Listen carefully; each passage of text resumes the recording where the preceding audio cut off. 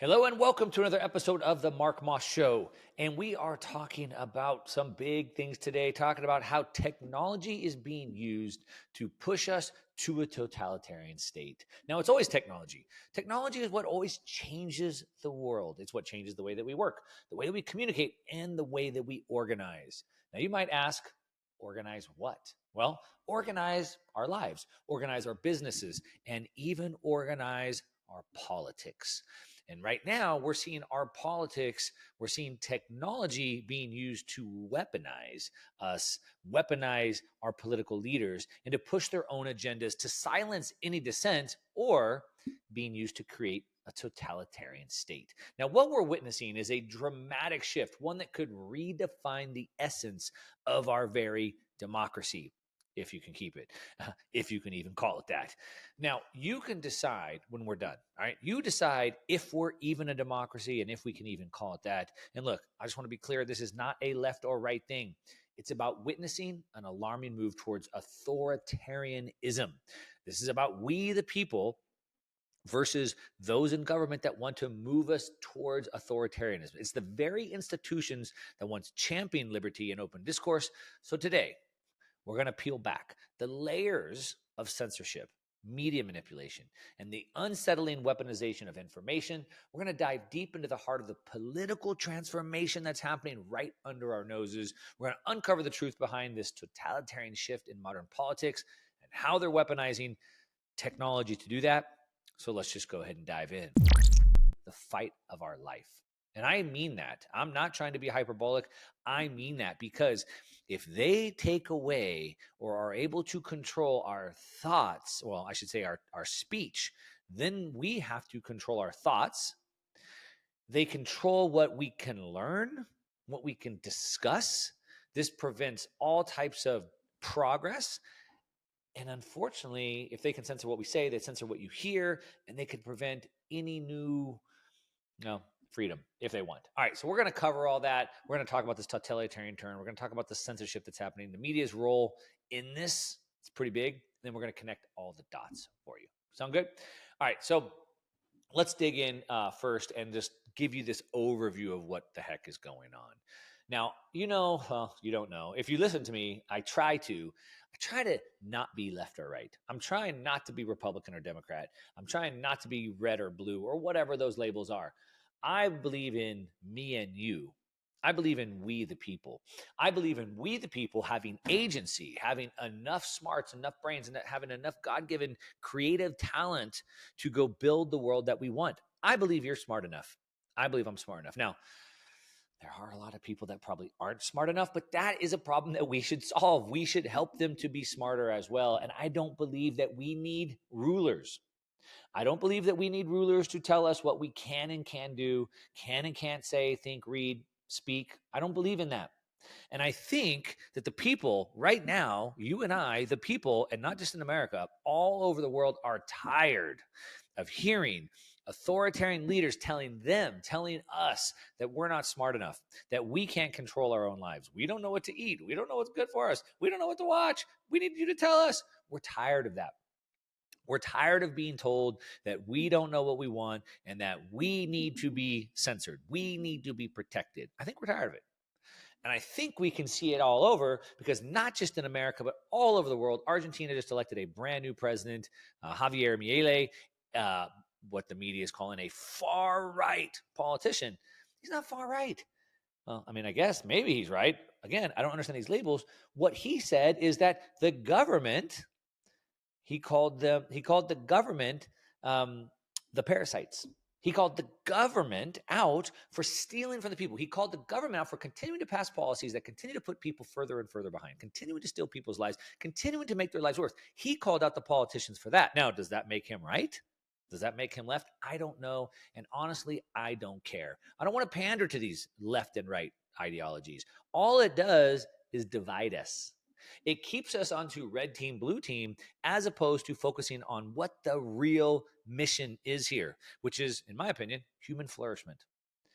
I believe that most of us as people are the same. I mean, I believe we're all made in God's image. I believe we're the same. Now, we subscribe to different ideologies and we have different interests and things like that. But I believe we're a lot more alike than we are different. And I don't think that Americans have a problem with the Chinese or the Russians or the Iranians or fill in the blank. It's the leaders of these. And of course, a house that's divided can never stand. So they constantly try to divide us into these lines. So I'm going to try. We're going to dig into this. Sorry for that rant. But I'm trying to say, look, this is not a left or right. This is not a Republican, Democrat. This is a we the people versus the rulers. I'm not going to use the word elite. I hate that word. They're not elite. I would not hire them for anything. Okay. They're not elite in anything. I guess they're pretty good. They're pretty elite at extracting money from the government, let's say. All right. So let's just say now, however, that being said, the Democratic Party, I would call it the Democratic apparatus. We have two apparatuses. We have a Democratic apparatus and a Republican apparatus. These apparatuses control politics. Now, who controls the apparatus? Well, inside the Republican Party, there's multiple ideologies within that. So, for example, you got, I guess, the far right, whatever that is, maybe fascist tendencies. You have the conservatives. What do they want to conserve? Typically, they want to conserve the Constitution. Well, I guess I'm for that. We have these Freedom Caucus members. We have some libertarian people. So there's multiple ideologies within the Republican apparatus. In the Democrat apparatus, you also have multiple ideologies, at least two. You have the radical left. That's the squad, Ilmar Ohan, AOC, etc. They're socialists. They're communists. Okay. Bernie Sanders said he's a socialist. They're socialists. They're communists. They've taken over. Then you also have in the Democratic Party, you have the liberals, the classic liberals. You have to say that now. And they're mostly for freedom. Okay. So we have multiple ideologies in these apparatuses, but the Democratic apparatus has been taken over by the radical left, and they are now weaponizing technology for their own totalitarian uses. So let's dig into this a little bit. Let's understand this political shift. And again, this isn't about left or right. On the right and the Republican Party, I'm sure there's plenty of people there that also want to censor and want to control speech, right? It's the government. If you want to control power, you have to control the narrative. So, but what we're seeing is that the Democrats really became the totalitarians that they seemingly warned us about. So what am I talking about? When Donald Trump became president, Democrats predicted the worst, predicted the absolute worst was going to happen. David Remnick wrote in the New Yorker the day after the election, quote, Trump's shocking victory, his ascension to the presidency is a sickening event in the history of the United States and liberal democracy. He said that Trump was an authoritarian who's disdained civil liberties and whose election was surely the way fascism can begin. We saw Rachel Maddow said that she compared Trump to supporting Republicans to fascists. We saw in 2018, scholar Cass Sunstein suggested that Trump would not bring authoritarianism. But then after watching January 6th, the events unfold, went on to change that and said that but now that I see what happened on January 6th, maybe Trump did bring authoritarianism. So how was it that January 6th got someone like that to flip their script? And that is what we're digging into today. Now, what we've seen is that the January 6th is the greatest threat to our democracy that we've ever seen, and on and on and on. But is that the real story, or has the left co-opted the media and technology to spin a narrative to make us believe that? So we're going to dig into that. I have all the facts. As I say, I have the receipts. Now, one way that we can protect ourselves from this, as it sounds really, really crazy, and it is by just opting out of the system. We've been able to do that for over 5,000 years by just getting out of the financial system and buying gold. And this is being recognized all over the world, which is why gold is making a new all-time high. It's hitting $2,000 this week, breaking $2,000. And that's why I'm continuing to buy it for my portfolio. That's why central banks are adding it, and it's why you probably should as well. A lot of people want to know where to get the gold, though. There is a lot of fraud out there. You got to be very careful that you're not just getting good prices, but you're also getting good, legitimate gold. And that's why I work exclusively with a company called Universal Coin and Bullion. They have great prices, but they're also trusted. Dr. Mike Fulgens and his company worked with the Texas State Attorney General to help fight fraud, and they have great prices too, and they have a very special offer for my listeners. Right now, they have a silver 1 ounce American Silver Eagle coin with no dealer markup, and you can get it for just $27 each. It's amazing, but there's only a limit of 3. They'll even send it to you for free and a free award-winning gold investment guide. You got to give them a call, and you got to say that I sent you. Tell them Mark Moss sent you. Call Universal Coin and Bullion to get this $27 Silver Eagle coin deal. Give them a call, 1-800-UCB-GOLD. Again, that's 1-800-UCB-GOLD. Or you can go online to universalcoin.com/Mark Moss. Just in the last week, I believe, the brand new Speaker of the House, Mike Johnson, released the January 6th tapes. Now, you're not going to see them on any legacy media because they won't show them. Why won't they show them? It's a question you should ask yourself. But they are all over Twitter. And what you can see is personal video of police saying, hey, we're going undercover. We're going to instigate this riot. You can see video of the police firing into an open, peaceful crowd. You can see video of the police opening the doors and ushering people in. You can see it all for your own eyes, right? A picture is worth 1,000 words. A video is worth 1,000,000 words. You can see it for yourself. So Cass Sunstein said that he changed his mind after he saw J6, but he didn't really see J6. What he saw was a theatrical version that took some like 40,000 hours of content that weaved together a 1-minute trailer to show what they wanted to show. Now, even if they show what they show, anyway, I don't want to belabor this point because this is going to go on YouTube and I don't want to be silenced for it. Okay. But if you care about this, you can go right on to Twitter and you can find all of this information. Okay. You can see all the videos. You can see exactly what happened. Like I said, you can see it. It was like a tour. I mean, literally people were just being toured around. But where did this start? Where did this come from? It didn't start there, but it did almost seemingly start with Trump. Now, of course, we can go back to 2001. We can go back to the Patriot Act. We can go back however far you want. Governments have always tried to use media for propaganda, but it really kicked into high gear with Trump. If you remember when Trump was elected, it was also, this was pre-J6, obviously, this was Russiagate. And it was Russia, Russia's meddling in the election. We have to take control over the media so that we can fight the Russians off so they don't take over our media and overturn our democracy, so to speak. But all this got exposed. Look, this is all known now. And it's not just known. This is not some conspiracy. Under the Twitter files, Elon Musk exposed all this. He released all the documents. We have the documents. We have the smoking gun, if you will. Now you might say, well, how do we know those documents were real? Blah, blah, blah. Well, you'd kind of be stupid if you said that, but you could say that, I suppose. But we know it's real because there's a case called Missouri versus Biden, where literally a Fifth Circuit court saw the evidence and said, the Biden administration, you can no longer do this, and filed an injunction against them based off of the evidence. This is not conspiracy. This is fact. Now, we also know that the Biden administration doesn't like that. They said, what do you mean that we can't censor private companies? What do you mean we can't infringe on Americans' constitutional rights? What do you mean? So they've gone to file an appeal. No, you have to give us back the ability to do that. We know that. This is a court case. It's going on. The Facebook files. This is going to the Supreme Court, too. It's going to be interesting to see what happens. We have the Facebook files. We have new documents that have been analyzed. This new newsletters. Public has been doing a great job exposing this. And we can see the links that the Democrats have gone to squash any opposition. But most importantly, the part that gets me mad is preventing citizens like you and I from exercising our constitutional rights to protected speech.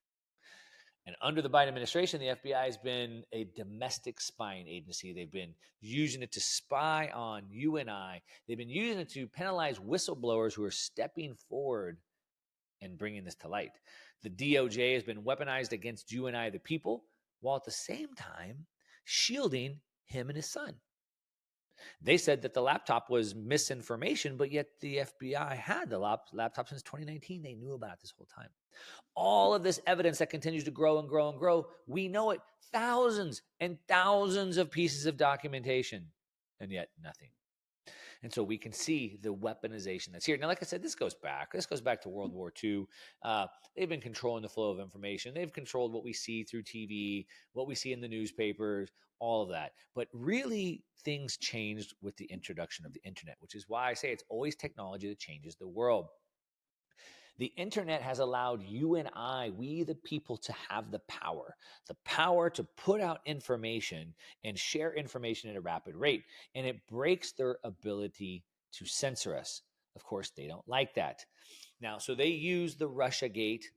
They use that to stop Trump. But really, what they're doing is they're using it to put laws into place to be able to control our speech. All right. Now, we already know that the entire Russiagate thing was made up. This is fact. This is known. The Clinton campaign ramped up the Russian collusion story to excuse her defeat. All right. Now, not only did they try to subvert an election, literally, while accusing Trump of doing that, not only did they spend, however, hundreds of millions of dollars in investigations that went nowhere, most likely, tens of millions at least, but then we isolated Russia. And now a lot of what you could say led to this sort of Cold War 2.0 with Russia is because of demonizing Russia since 2016, making it impossible for Trump to put out an olive branch to Russia, and instead demonize them, put them out in the cold, and right into the hands of the Chinese. All right? This is where all of this has gone. Now, again, I don't want to make this left or right. This is we the people. But right now there's one party doing this. But let's just say that both parties could ultimately do this. We have to understand what is going on. Once free speech and political dissent is threatened, then we have to stand up. We have to be willing to protect the Constitution, right? We have to vote for the Constitution. Let me just say here, because someone's going to take my words and misuse them. I'm not saying that we need to stand up and get your guns and go have a violent overthrow of the government. No. But we have constitutional channels that we can follow. And the first thing is to arm ourselves with knowledge. That's the very first thing. We have to be aware of what these attacks are. We have to know that. Now, how did the left, the party who was genuinely the party that was for liberalism, for freedom, how did they become the party of censors? How did they become the authoritarians? How did they become the totalitarians? It's a very interesting question that we would like to ask, and we're going to dig into it. But we're going to look at some of the departments inside the government that caused a lot of this. All right.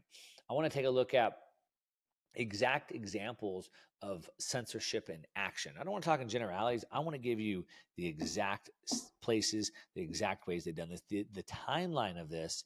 We're going to talk about how this is being funded in the government, how this is being funded. And of course, don't worry, we're also going to talk about ways that we can protect ourselves from this, because this is scary. I believe the pendulum is going to swing back. I believe that we have the tools that we need to push back on this peacefully, but make a real difference. So all is not lost. Okay, it's scary, but you know what they say, it's darkest before the dawn. This is coming directly from the government. Okay, directly from the government. Now, they're trying to have this plausible deniability and, oh, it's not us, it's these private institutions, but that is not true. We know this. It's absolutely false. We know this. It's out in court documents. Like I said, the Biden administration is literally appealing a decision by the Fifth Circuit Court saying that they can't meddle with private companies anymore. And we can see just how deep this is. As a matter of fact, we have multiple government organizations that have been set up just to do this. So, for example, the EIP, Election Integrity Partnership. They were there to stop the steal, supposedly, but yet they're the ones that are doing the censoring. We have the SIO. We have the CISA. We have all these different files. We have the DHS. The Twitter files revealed a very close relationship between the DHS, Department of Homeland Security, because, of course, misinformation is a threat to our security, a relationship between the DHS officials and Twitter executives. I'm just going on a tangent here for a second. Department of Homeland Security that was created under Obama. Yes, another part of that left apparatus. To do what? We didn't have them before. Was the world a horrible place before? It's sort of like their own, I don't want to say that word, their own army. Let's just call it that. Right now, the DHS is being led by Mayorkas. Mayorkas is, some people are trying to call for his resignation or even his impeachment. He is responsible, I guess, under the new DHS to protect the homeland, and yet will do nothing to enforce the law of land, called the Constitution, to protect the borders. That's like literally the only job of the government is to protect the borders, and they won't. Millions, I think, is now up to 8 million people have come across the border illegally, and they won't do anything about it. Mayorkas won't do anything about it. Now, why won't he do anything about it? Is he too busy censoring Americans at home? Well, that's what the Twitter files expose. A close relationship between the DHS officials and Twitter executives. October 24th, 2020, the senior DHS official Matthew Masterson emailed a top person at Twitter, Yoel Roth, and said, quote, any chance you're willing to share a phone number? So CSED director, Chris Krebs, can reach out. Perhaps recognizing that the contact violated the First Amendment, Masterson added, I understand if you aren't comfortable doing that and would prefer he email. Roth responded by giving Masterson his phone number after already saying it violated the First Amendment. They both recognized it was a violation, they both understood it was, and yet they did it anyway. The Virality Project even internally labeled some posts as simply right-wing, which suggests that SIO's explicit intention was to censor for viewpoints. Not because they were bad, not because they were harmful, but because of the viewpoint there. We can see many times that the VP, the Virality Project, misrepresented political rhetoric as misinformation. Rep. Marjorie Taylor Greene, a duly elected person in the government, in a democracy, the people voted for her.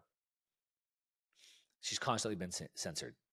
She is being denied the ability to speak, and the people that voted for her are being denied the ability to hear, which is a constitutional right guaranteed by our Constitution, and the government is taking that right away. For example, one of Greene's tweets said that that VP sent to Twitter stated, quote, we will not comply with Biden's passports, after simply said, I oppose passports. Well, I'm talking about medicine passports. I don't even want to say the word because it's going to be on YouTube. In the Virality Project's report to Twitter about Greene, a Virality Project, a VP analyst, wrote that VP staff had already discussed her post with Twitter during their weekly meetings with the company, and that the VP and EIP consistently conflated her speech with misinformation. And so they flagged the tweet, and they flagged him, and they shut him down over and over and over again. I'm not going to read all these instances. I have dozens of them in front of me. In the show notes down below, we'll link to a bunch of this research if you want to go read it for yourself. But what about the funding? Now, funding of the EIP, Election Integration Integrity Partnership, and the VP, Virality Project, not only did both the EIP and the VP work with the DHS to target conservatives, but their activities were also funded in part by the government, by the NSF. What's the NSF? The National Science Foundation. They were given, the NSF gave the SIO a 5-year, $750,000 grant to study misinformation while VP was ongoing, the Virality Project, right? And this grant was in collaboration with the University of Washington Center for Informed Public, the CIP, a partner with the EIP and the VP, all these 3- and 4-letter agencies. The NSF gave CIP $2.25 million for misinformation while also participating in the VP. All of this money is coming from the government to work against you and me, we the people. As a result, all this evidence shows that the U.S. government and Stanford are not only violating the First Amendment to the United States Constitution and interfering with elections, but they also did so in a wholly partisan and ideological way. So they're not trying to protect the integrity of the election by censoring extremists on both ends. A lot of times in polls, you'll throw out the high and the low, or in guesses, you throw out the high and the low. In surfing, in competition, you throw out the high and the low so you get a better average. They're not trying to take out the high and the low. They're not trying to get extreme on both sides. No. Over and over and over again, it's completely partisan that they're doing, all right? And this is being funded by your government. Now, the media is also complicit in this. The media is then using this to also censor, to also help spread this disinformation. Now, they say they're fighting to stop disinformation, but what they're doing is they're stopping any other voice. Now, you might have heard about Media Matters. Media Matters is an organization who has basically been going after Elon Musk, Twitter platform, now known as X, and saying that X is putting advertisers next to like Nazi, right-wing, anti-Semitic content. They said, as ex-owner Elon Musk continues his descent into white nationalistic and anti-Semitic conspiracy theories, wrote Media Matters reporter. Okay, so that's an ad hominem attack, calling Elon Musk a white nationalist and an anti-Semitic and a conspiracy theorist. Now, if they were honest and intelligent, they would give you examples of that. Give us a couple of examples that show how he is being anti Semitic, how he is an extreme white nationalist, how he's a conspiracy theorist. No, they threw out all three name calling at once. They didn't call it the racist, but they called anti Semitic about the same thing. They threw them all out there. All right. And so what they accuse is that his social media platform has been placing ads for major brands like Apple, Bravo, et cetera, next to content like Adolf Hitler and the Nazi Party. Now, that's a big deal. It cost Twitter a bunch of money. Advertisers pulled their advertisements. They didn't want to pay for that. But now, now the tables have turned. Now that we have the data, there's been lots of tests done. Tests are being done by Twitter. Tests are being done by other agencies. And we found out that it's 100% completely false. As a matter of fact, as organizations tried to reproduce Media Matters methods to see if they could find ads next to these content in question, they were unable to do so. Even after refreshing over and over and over and over, even after changing who they follow to follow more extremist accounts, they still were unable to observe this. Now, despite the lack of verified evidence behind Media Matters claims, its tactics are highly effective because companies still pull their money away. Then more people jump on. The Anti-Defamation League, the ADL, they jumped on board. They got hundreds of companies to boycott Facebook, and now they're trying to boycott Twitter as well. This is how they take control of things. If they could just make Twitter bankrupt, or they could hurt Elon Musk enough where it hurt in the pocketbook, maybe they could bring them to heel. I also want to talk about where this funding is coming from. Of course, we've talked about it coming from the government itself, but the media is also coming from the same, or to say, the money's coming from the same people who give money to the Democratic Party. The Democratic Party is being funded by the same people to do the same things that the government itself is doing. George Soros, of course, gave $1 million to Media Matters. He gave $3 million to CAP. And Soros gives those donations as part of his broader support for the Democrats. He gave $80 million to the Democratic Party in 2020, $125 million in 2022. Soros was the largest donor to the Democratic Party in 2022. You know who the second largest donor was? That was Sam Bankman-Fried from FTX, the fraudulent cryptocurrency exchange that was started right when Biden announced that he was going to run for president, became the second largest donor to the Democratic Party, has now been sentenced to shut down as it was exposed from fraud by people on the internet like me and you, not the reporters, not the government, but you and I had to hogtie them and bring them to justice. Now they're shut down. Yes, that's who George Soros is on par with giving. The other donor, FTX, Sam Bankman-Fried. Now, as such, Media Matters and CAP have always been Democratic Party front groups aimed at deciding what mainstream corporate news media outlets cover. They've successfully pushed the news media further to the left over the last 20 years since the two organizations were founded. All right. It's the same old characters. It's John Podesta. It's Hillary Clinton, the ones that push the Russia hoax. It's the people inside the Department of Justice, the FBI, the DHS, all of them. All right. And we can see this. We can see how clear this is, that it's a partisan attack. But again, I don't want to make it partisan. I think that takes away from the severity of this. This is the government. It's people that have taken over a political apparatus, in this case, the Democratic Party. It could also be the Republican Party, that are using the government, the political apparatus and the government apparatus, the DHS and all these government bodies, as well as the media, to push a totalitarian regime change. Okay? That is what's happening here. Drop the red or blue for a minute so you can see clearly what's going on. Drop the Trump derangement syndrome or the Biden derangement syndrome or whatever you have. Drop the tribalism and realize it's really about, nationalism. It's about me and you, we the people. All right. Now, to sort of like put a bow on this, we can just see that things are starting to change. While we're seeing this massive shift in governments, and typically, or unfortunately, on one really side of the aisle, like for example, one side, and it's not one side, and that's why I just want to constantly stress this. So back to sort of this J6 narrative, there was plenty of Republicans that went along with it as well. Now, it was getting a new speaker in the House to finally get all the information released to the public, but you can't say it's just one party. It doesn't work like that. Okay? It doesn't work like that. I just want to constantly just pound that into your head. It's about me and you, we the people. It's about our freedom, our ability to choose. That's what matters. It's not about a political party. But like I said, this is a big shift that's happening. We're seeing the shift from free speech advocacy to now authoritarian tactics. We're seeing the transformation of the Democratic Party right before our very eyes, right?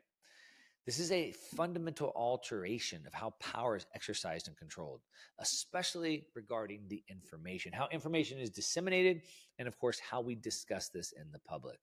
All right. Now, it does seem to be very, very, very, very, very heavily biased to the left. All right. It does. But I want to make sure that we're not trying to go left or right. This is really about us, we the people, versus them.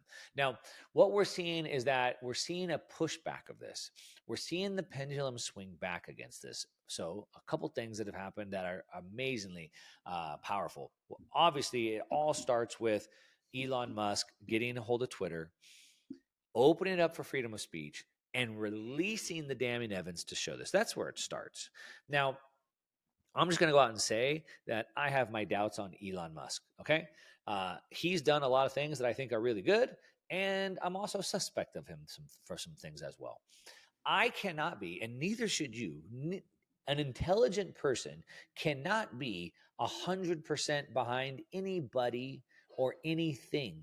Even my kids, which I love to death unconditionally, no matter what they would ever do, even if they were to commit murder, the worst thing ever, I would still love my kids.